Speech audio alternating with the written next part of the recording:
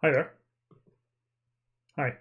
This talk is called Fighting Code Rot Using Continuous Improvement. And unlike most of the talks you're going to see today, it starts in 1995. Now, I'm aware that some of you probably were not alive in 1995 or were very young. I found when I've done this talk before, people have been a little bit confused about 1995 because they don't remember it. So let me tell you a little bit about 1995. First, Netscape Navigator had recently released version 1 of Netscape Navigator, and it was a dominant browser in the world, which, must still be true today, right? Secondly, after the longest gap in Bond franchise production history, GoldenEye was the first film they'd done in a while, and it came back with Pierce Brosnan in the titular role. I think it's the best film, and it is easily the best film video game adaptation. Still to date, that is very much the case. Elsewhere in 1985, Captain Marvel was running around beating up Skrulls. If you saw that film, you'll know that's the year that was set. So all the music that came from that film, all 1995. But Captain Marvel is not the hero of our story. No. The hero of our story today is this man. This man's called Nigel. Nigel works for a large company who do, well, it doesn't really matter what they do. They do something. They decided a while back to bring a key piece of their tech stack in-house, having outsourced it many, many, many years earlier. What it does isn't actually that important. It collects a bunch of data from different sources and generates a document once a day. In the header of this document is the important part. It has a date written out in a long written out format. So it kind of looks like this. November 15, 1995. It's a slightly weird way of doing things, but it's a legal document and it has to be written in exactly this way. The problem is there's a typo. The typo is that rather than say 16, someone misspelled it. So anytime 16 appears in this document, it gets output as 16. Now that's not ideal. The bigger problem that they had is the company weren't able to get the source code to make a fix. So every day on the 16th of the month, Nigel ran a manual process to fix it. He'd print out the document, manually correct it, and scan it back into the system. A manual workaround for a piece of technology. Now that meant for over 20 years, someone, in this case Nigel, had to be free on the 16th of every month to do this process. He'd arrange his holidays around it. If it was a weekend, he'd have to be in. Nothing else would happen if he didn't do this. So he lived his life for 20 years, always making sure he was available on the 16th of the month. Now, that was awful, but it was somewhat tenable for a while. He did this for a long time to build the company away from anyone who cared. Until 21 years rolled round. Now, some of you might be slightly ahead of me and realise that 1995 plus 21 years takes us to the year of our Lord, 2016. Now, that's where it became less tenable. Because rather than being a monthly workaround, this became a daily workaround. He had to be in every single day. That wasn't going to work. Now, it's important to say that the company had no source code. It was written in an older language for which they had no expertise. In this case, it was Delphi, if you remember Delphi. It ran in a green screen terminal, and in fact, that green screen terminal didn't really work anymore, and at some point had been ported to an emulator. I can't remember the details around this, but I think it had been a Windows emulator, a Windows Server or Windows 3. It was a very old version of Windows that was emulating a green screen terminal. Options were limited, and the company was suddenly in crisis, and they hadn't expected to be.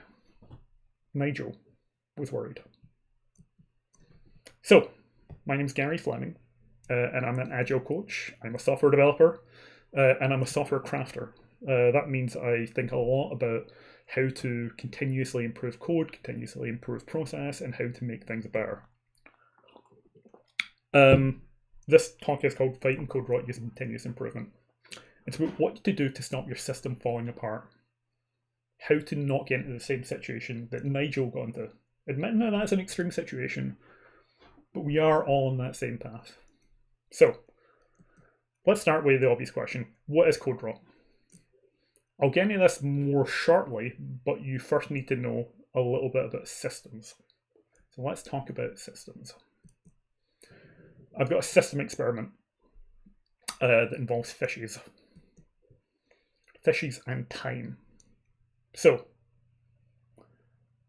if you'd just gone fishing, big commercial fishing trawler, and you took all your fish and you packed them in ice and put them into polystyrene boxes, as a thought experiment, I want you to think about what actually happens.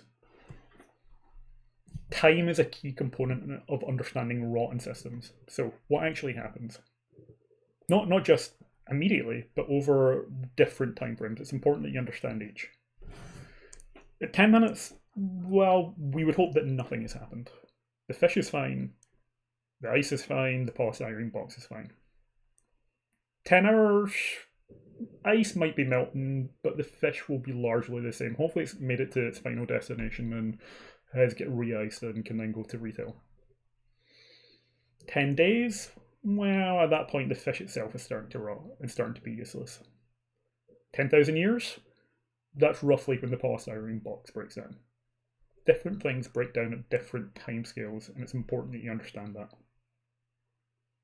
Why am I talking about fishes and boxes at all? Well, rot is in software. You might think that you put your software together, you package it up, and then you ship it off to production and it will remain like that forever. That is not true. Sadly, it's not true. Code rots. It's a fish in a box, the ice is melting, and you have to deal with it somewhere. You have to do something different to keep it cooler longer. So, Nigel's problem, as I say, was fairly extreme. So let's think about some of the problems that show rot that might involve your day-to-day. Let's use how a modern software team can reflect on the problems of the past to help kind of work in the future. It's important to start by realizing that there is no single answer to this problem. It is multifaceted. There are many different places to look. When Nigel took over, there weren't really any problems deploying the software anymore, just running it. That makes things hard. If we want to know whether our software is starting to rot, the easiest thing we can do is deploy it. Genuinely, that's the easiest thing we can do. If we deploy it frequently, we'll get a really good solid base. So, let's begin with a brief intro to software development. Missed a slide. Let's start with a brief intro to CI/CD. So if we're going to be talking about frequent deployments, we need to talk about continuous integration and continuous deployment. I don't want to spend too long in this part because honestly, I see this as baseline these days. I would hope that everyone is doing CI and CD to some level. Now, I know you're not. As an Agile coach, I go out there and I know that not everyone's doing it or doing it in a way that is maybe not quite as good as we'd want. So let's define some terms to start. First up, continuous integration. Continuous integration is just this. All developers and testers merge their code to a shared mainline at least once a day. And doing just this one thing helps accelerate teams. Genuinely, it's one of the few bits of good computing science research we've done in the book Accelerate, which I think you can see in the bookshelf back there. Nicole Forsgren and others proved that continuous integration is a way of helping teams who want to be better. So the idea is that you commit your code to a shared mainline at least once a day. A build server ensures correctness, and that pushes people towards better and better practice. If you're having to commit your code together at least once a day, it pushes you towards things like TDD. It pushes you towards problems becoming to light much, much faster. And that's a good thing. We want to see our problems as early and as often as possible because it makes us think about how we avoid the problems in the first place. It's good that you're suddenly getting merge conflicts and makes you have design conversations earlier. And like I say, continuous integration pushes towards a bunch of other interesting related practices like trunk-based development. So getting rid of branches altogether and making sure that you only ever use trunk or master, whatever you want to call that, to do your development. Again, this is proven to do great things for teams. Trunk-based development is one of the best things you can take on board for a software development team. And one of the ways that you can make that safe is feature toggles. So feature toggles are switches in your code that let you protect production from unfinished code. So you can continuously integrate, continuously share your design, but make sure those features don't go live until you choose for them to go live. I'm not going to focus on feature toggles too much here. It's a great topic, but it's a little ancillary. So if it hurts, do it more often. I first read this mantra in the Continuous Delivery book by Jez Humbo and Dave Farley. And it's the key revelation behind most of the practices I'll be talking about today.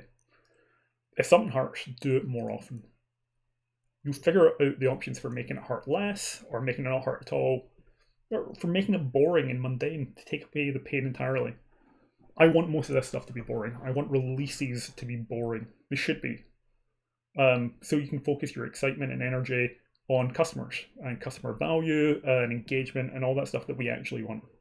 If we're spending a lot of time on releases, we're not focusing the right thing. Similarly, we probably need to talk about continuous deployment. So when we talk about continuous deployment, that is all changes going to production safely, quickly, and sustainably.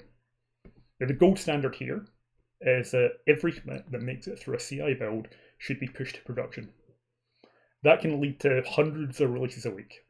Again, this will generally be augmented by using build pipelines that check software is working, as well as practices like blue-green deploys for zero downtime. Again, this has all been this has got peer-reviewed research that shows that this makes things better. I often find that when I mention blue-green releases, despite being quite an old idea, many people have never heard of it. So allow me to show you what that is. So, 4 pictures here. You have 2 versions of your software, both on version 1. And you have a little router node above them, and incoming traffic gets routed towards each of them with 50-50 likelihood. Yeah? To do an upgrade, you tell your router to put all traffic into one of the nodes. So in this case, in picture 2, I'm putting all the traffic into the blue node. While no traffic is going to the green node, I'm upgrading it, so it's been upgraded to version 2. So I've got one we know traffic going to it with a new version. In picture 3 here in the bottom left, I'm saying that telling the router to put a little bit of the traffic back to version 2. Just 10%, not the whole thing, just a little bit. And if that works, put all the traffic into the green node, upgrade the blue node, and then eventually rebalance so that you get back to 50-50. That's how you do continuous deployment safely, quickly, easily, and in quite a cheap way. A modern world, you would use something like Kubernetes to ensure that pods deploy with new versions and traffic gets routed properly. But if you are not there yet, this is a pretty cheap idea. Now, another problem with code rot is dependencies. Dependencies are a key part of code rot. If you don't update them, many will start to cause issues, whether it's through lack of support, vulnerabilities, or just how they interact with the platforms they run on. The underlying operating system changes, other things change. You have to pull in key dependencies. It's essential that we take updates. But it's hard. We tend to do it frequently, every 3 months to a year, and because we don't do it that often, it's painful. And that causes even more incompatibility, more tangles, and they all happen at once, so that causes us to do it even less often. But, as we said before, if it hurts, do it more often. Like, this is something that we should not be pushing off to annual cycles. This is something that we should be doing much, much more often. Like, maybe daily. Problem is, there's really very little tooling to let us do that. So I had an idea that I did with some teams I work with. What if we updated our dependencies daily, every single day, in an automated fashion? We need some way of finding out which dependencies have new versions. We need to apply those changes, and we need to figure out whether anything had broken. Does that make sense? We need to figure out which of our dependencies have new versions, which of those we can apply immediately, and whether anything broke. That's really the three things we're looking at. Now, originally I called that idea continuous regeneration because this slide really kind of writes itself. You know, you've got a clear Doctor Who picture. And when I was explaining this idea to somebody at a conference, they said, you don't want to call this continuous regeneration because the Doctor only regenerates every 4 years, and you have no idea who it's going to be at the end. So I was like, yeah, okay, that's not very continuous, and it's not a really good name. Instead, I named it continuous rejuvenation, because we shouldn't be stressing.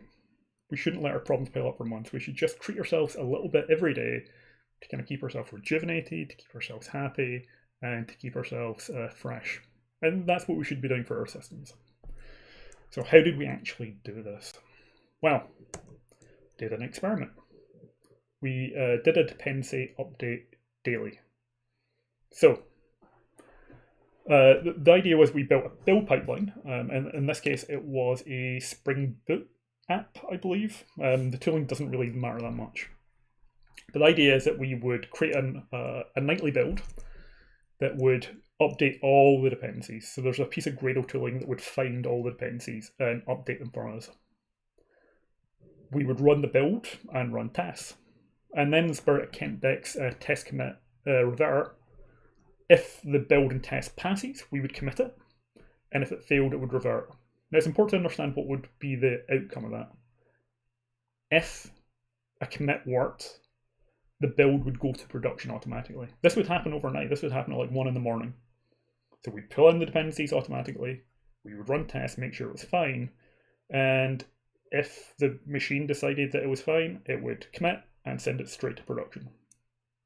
We would be none the wiser. It was only if something broke, which happened actually quite infrequently once we started getting going, that it would revert those dependency updates and send us an alert. And we knew then we'd have something to do. And this was mostly successful. Some major version upgrades would need intervention. So if you're moving from, say, Hibernate 4 to Hibernate 5, or some big breaking change, that would need some work. You wouldn't be able to do that automatically. So temporary exclusions became quite necessary. And likewise, we found some unexpected end-to-end issues. We found one case where upgrading one service without upgrading another caused some timing issues. We found that a header that was being used by a new version of one product would cause issues if every other product that spoke to it wasn't also upgraded. It was interesting. It was a learning experience. So what about other languages? Well, there are many languages and tooling sets like Maven, Gradle, packages.config that use single versioning. So you specify that I want version 5.4.1, exactly that one version. And they actually tend to be pretty easy. They tend to be pretty easy to do. Some tooling already exists to go and figure out what the new version for that piece of software is, but some of it doesn't. Your mileage might vary a little bit. The good news, if one of you does this for a language, everyone else can benefit if you open source it. So figure out a way of finding it if a new version, like version 5.4.2 is out, and put that in place in your file. Like I say, this exists for Gradle already. Other languages might be a bit different. There are other toolsets that use ranges and log files. So if you're from the Ruby world, then you might be familiar with Gem and Bundler. Or if you're in the JavaScript world, you'll probably be familiar with the toolsets there, where you express your dependencies in ranges. So you express dependencies in ranges, and then it generates a lock file, which says, I'm actually using this one hard version. They're actually really easy to do continuous rejuvenation with, because you just blow up the lock file, let it regenerate a new lock file, and continue onwards. Now, if you've got hard ranges in there, you might need to play with them occasionally, but you're in a pretty good place. And finally, some just use completely open dependencies, like pip, some JavaScript frameworks. Gem can be configured this way, where you just say, I have this dependency, and you don't tell a version number. Again, this is quite easy. You just blow away your lock file. It is important that you should always use a lock file, by the way. Please take this as an important piece of advice. If you are doing any sort of work, you must have hard versions of your dependencies as you go to production so that you have reproducibility. It's really important that you know exactly what went to production. Since I started doing this talk, there have been a couple of developments in this area. So Dependabot is a bot that can bought by GitHub that will tell you when your dependencies go out of date. You can configure it into your GitHub hooks or GitHub actions to tell you, actually, this is out of date, and it can then update them for you. Similarly, there's a really interesting paradigm for CI/CD called Atomist. So it's a tool, it's a deployment platform, it's a whole bunch of other interesting things in there. And basically it does this as well. It will tell you how far away from being up to date your dependencies are, which it calls drift, and then encourage you to bump them forward. And it provides automated tooling to do that for you. Atomist is a very cool project. To do any of this, good tests are essential. If we're saying that we're going to do dependency updates in an automated fashion, it is essential that you have good tests. I mean, it's always been essential that you have good tests. Really, your tests have to be good regardless of whether you do this or not. But if you're going to do this and you don't have good tests, you're going to put something into production that is going to cause real problems, and you don't need that. So please make sure that you have good tests. What other problems can we have? Well, there's also runtime rot. If you remember, I mentioned that Nigel's system ran on an old green screen runtime, and that was pretty obscure. Having that kind of runtime there that you're dependent on can cause problems because that runtime will rot over time. So you have to think about it. Now, rot will set in. Mostly as are working on something like the JVM, the .NET Core platform, whatever, or a particular version of NPM, or a particular version of Node, or some other underlying platform. We're not writing everything by ourselves. We are on some sort of platform or runtime that we know we have to keep up to date. Now, these things used to move quite slowly. In particular, Java used to move quite slowly, but we're moving forward faster and faster all the time. I mean, Java itself has got upgrades. It's gone from major release upgrades every 3 to 4 years to every 6 months, which means that you really do need to stay up to date. And we're seeing this more and more, like this continuous faster and faster pace of runtime deployment, which we can think of as a continuous now. We're seeing this more and more across browsers and platforms. I mean, for example, do any of you actually know what version of Chrome you're using? I mean, if you look, it's probably somewhere in the 80s, version 80 something, but we don't care that much. We just want the latest version, we want it to work, and we want to keep going. So, we also need to upgrade those runtimes. Now, there's good intermediary tooling to do this. So if you are using Java, there's a project called Java. If you're using Ruby, there's one called RVM, Node's got NVM, and Python's got VirtualEnv, and most other platforms have something. These let you switch between versions of the underlying platform with great ease, which is handy, because you could then set up a build job to say, okay, I'm running on, for example, Java 8 right now, and set up maybe a monthly job.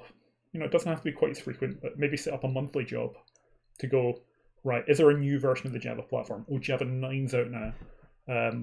Java, switch to Java 9 and run all the tests, make sure it works. And if that works, upgrade it in production. You can see how that would evolve over time. Not necessarily every single day, but at a slightly slower pace. The other kind of issue that we've seen a lot in the past is from standing servers. This tends to be less of an issue these days, but certainly in the early part of my career, standing servers were a big problem. So this is where you have servers that are long-lived.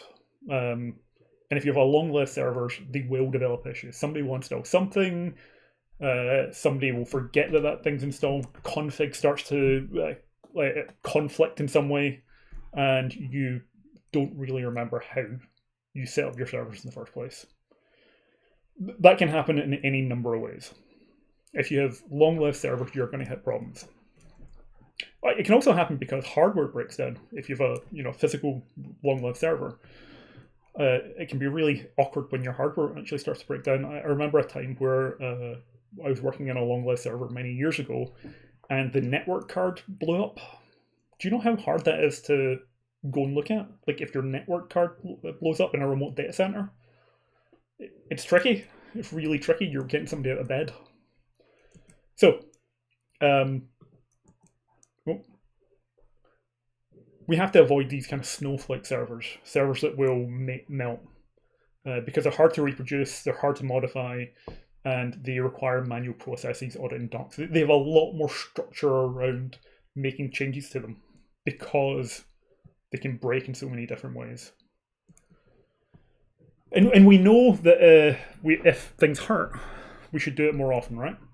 So if using these long-lived servers, if tearing them down and building them back up hurts, we should do it more often. And we're actually in a really good space here now. We're in a good place with that space now. We have good infrastructure as code. So you could use Chef, Puppet, Ansible to go and provision your servers. There's things like Terraform. There's various containerization platforms and pod platforms like Kubernetes, which I mentioned earlier, Docker, a million other ways of doing containerization, and various cloud toolkits.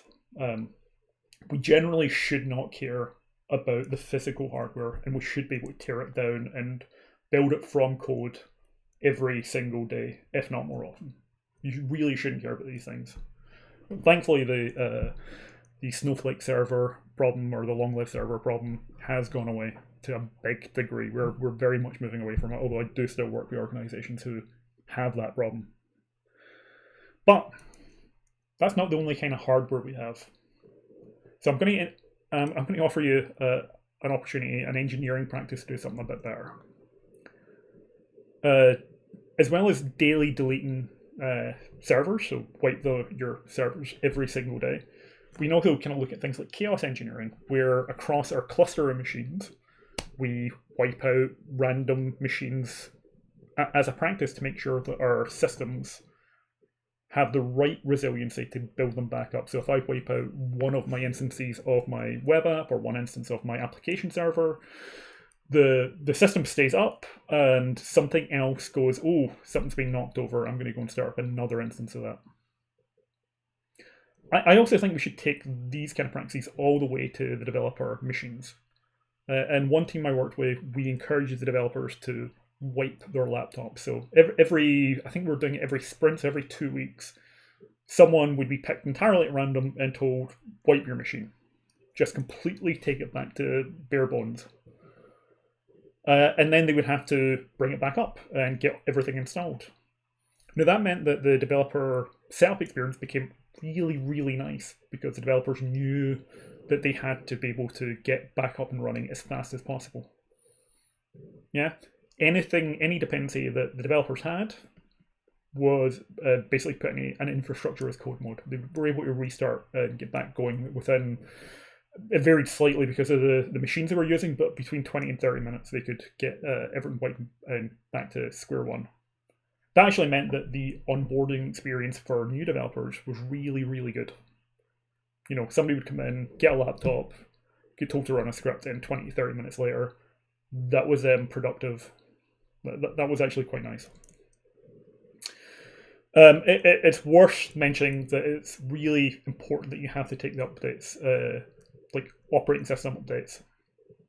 You know, we can't freeze the operating system either. We need to kind of keep that moving. It's really important that we take security updates, operating system updates, because they keep us safe for a variety of reasons. What other problems are there? Well, there are languishing languages. So despite the fact that the source code was gone, Nigel's system would have been hard to upgrade anyway, even if they had the source code. It was written in Delphi, which there are very few Delphi programmers that they could go and hire, and if they did, you know how that's going to go. I joked at the time that if you want to get rich, go and learn COBOL or Fortran or Perl. You'll walk away with a pile of cash, and you can name your first yacht after me. Now, I made this slide way before the current pandemic crisis, where the healthcare system in the US is desperately looking for COBOL programmers. I made this slide quite a bit before that, and now I'm feeling very smug because I was right.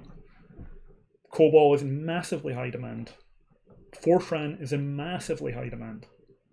If you don't care about what language you're using, if you don't care about using the latest JavaScript framework, and you do want to be very well paid, COBOL and Fortran are your way forward because they're in such high demand. But as companies, we want to avoid that situation in the first place. We have to avoid obsolescence. And there's lots of ways we can do that as well. We have to constantly move to new versions. Yeah? Cautiously, carefully, deliberately, maybe in an automated way, but we have to push forward from your Java 8 or older to I think we're in 14 just now. Same way JavaScript, same way Ruby, all these things will rot if we don't move forward. And we have to cautiously embrace new languages. Some of the languages we're using today will not be around or they will be around, but won't be as valuable in 30 years' time. We don't want to embrace every new language, because if you've ever worked somewhere that is using Go and Rust and JavaScript and Python and PHP and blah, blah, blah, the developer overhead in that's far too high. We don't want to go to every new trend. But we probably still need to keep an eye on what languages are right for the market, that we can hire for, and that fit our problems. We need to be able to move forward. And finally, design language agnostic APIs. So your APIs themselves, the way that your systems and other systems speak to each other, should not have any language features in them, as far as you can possibly make it. And that means that you can replace the language behind them. Your APIs should not leak the language so that you can replace the systems behind them. That's one of the ways that we avoid obsolescence. I'd also say, this one's usually a little controversial. Destroy your microservices. So what do I mean by destroy your microservices? The original intent behind microservices was that they could be rewritten. That there were enough that you could fit in someone's head, and that meant that the logic there could be gotten rid of, you could rewrite it. We don't really do that though. But what if we did? What if we kept our microservices small enough that they could be rewritten quickly and better because we have learned stuff in the process of writing them? What if every, let's say, 3 months, we killed a random microservice and rewrote it from the ground up? I think it's worthwhile. I think it's something that we could and should do. Another problem that Nigel had was that there was just one of them. Nigel. He is a truck factor of one. If anything happened to him, the company would have been in a terrible, terrible place. People come and go for various reasons. They win the lottery, they move on. We need to know that people will come and go. And that means helping people get up to speed and learning. So that's what I'm going to talk about for this last chunk. How do we do that? How do we make sure that we can deal with the coming and going of people? Well, if it hurts, do it more often. Actually plan for this stuff. Plan for people leaving when they haven't actually left. Let's pretend people have left. There's lots of ways that we can do the people prepping. Retros. So, do a retro rather than on what's hurting you this week. Maybe do a retro on how you would onboard a new developer. What's different about your process? What's different or interesting about your tools? What stories do you have that tell us why your tools are the way that they are? How would you bring somebody new in? Just having that storytelling experience and thinking through what's different about your process helps you prep new people coming in. It's also worth building up domain knowledge. So looking at processes like user story maps or example mapping help visually capture information and tell stories about your domain knowledge. Now, I'm not going to go into what either of those two practices are. I have talks that are an hour long on each of those. So clearly, I don't have time to do that. I would encourage you, though, to investigate user story maps and example mapping as ways of building software, but also as ways of helping share domain knowledge. There's also staff liquidity matrices. So they are ways of kind of helping build resiliency into your process. You build a matrix, and then you can use that to find where the weaknesses are in your process. I'll show you what that looks like just now.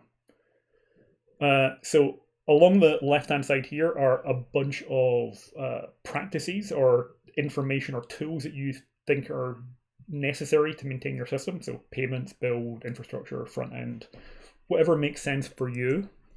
And across the top are a bunch of people.